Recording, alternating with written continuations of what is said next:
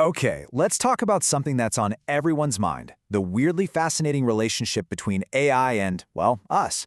Machines are getting unbelievably good at talking like us, but can they actually feel with us?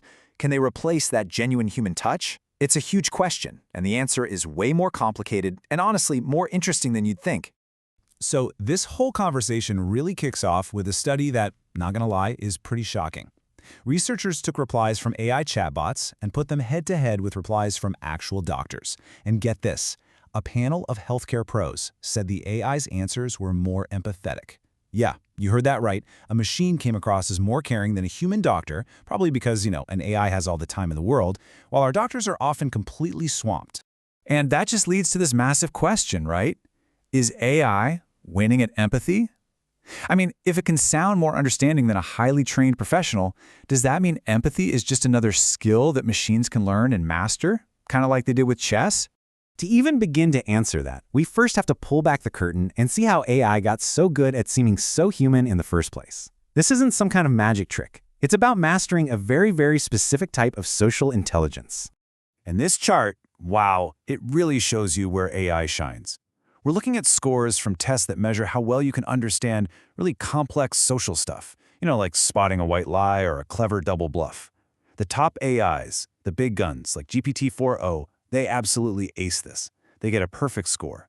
They blow past even the highest scoring human groups. Meanwhile, the simpler, smaller models barely even get on the board. It's an incredible display of pure cognitive power.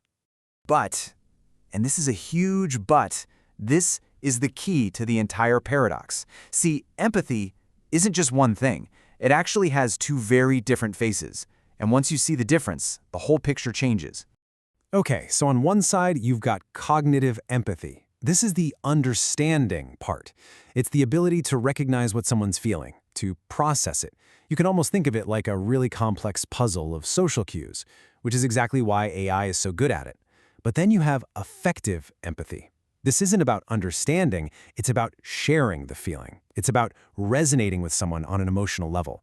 And this is where the story takes a very, very different turn. Which brings us to the fundamental gap, the huge canyon, between an algorithm pretending to have an emotion and a human being who is actually living it. Let's break down why AI just can't feel. And boom, this chart says it all. When you test for that effective, feeling-based empathy, the results flip completely.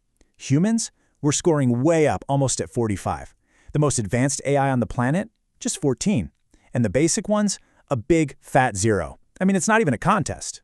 There's this great quote from MIT psychologist Sherry Turkle that just nails it. Simulated intelligence may be intelligence, but simulated emotion cannot be emotion. An AI can analyze billions of data points about what sadness looks like, but it can never actually be sad. It can recognize the patterns of joy, but it can't feel that rush of happiness. It's a performance, an incredibly convincing one, but it's not real. So here's the bottom line.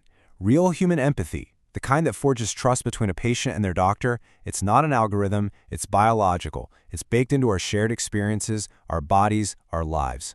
It's a choice, a conscious, deliberate focus on another person. That's something an AI with no body, no life, no consciousness simply cannot do. And what's so fascinating is that deep down we all seem to know this. Our brains are actually wired to value the real deal, that authentic human-to-human connection. Now this is where it gets really mind-bending. A recent study gave people the exact same empathetic messages, but they told one group the message was from a human and the other group it was from an AI. The result? People felt the words were way more supportive and caring when they thought a human wrote them. It's the exact same words. The source, the belief that another person is actually there with you, matters just as much as what's being said. And the lead author of that study, Professor Annette Perry, she put it perfectly. We're just built to prefer the human touch. Especially when we're vulnerable, like in a hospital or a doctor's office, we need to feel that another person truly understands and cares, not that a program is just running its code.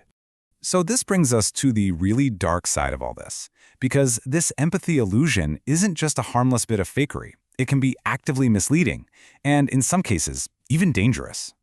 But hold on. Before we go blaming the machines for everything, we kind of have to look in the mirror.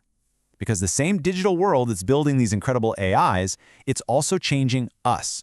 It's chipping away at our own ability to practice that deep, real empathy that we say is so important. Just think about it. Our phones are constantly buzzing, shattering our focus.